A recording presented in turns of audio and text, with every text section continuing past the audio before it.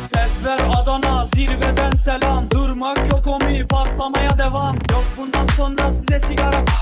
Uçuyor yıldızlara müptezel bayan. Ses ver Adana, zirveden selam. Durmak yok omi, patlamaya devam. Yok bundan sonra size sigara filan.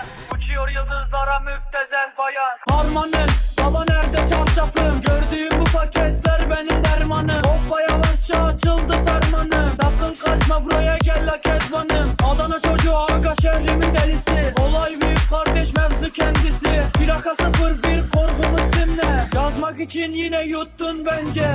Hey torbacı bana versene borç. Olmaz lan valla mallar beşik atıyoruz. Bu yüzden babamın cüzdanını çalıyoruz. Akşam olunca dayak yemeye başlıyoruz. Sesler Adana, zirveden selam. Durmak yok omi, patlamaya devam. Bundan sonra size silah filan.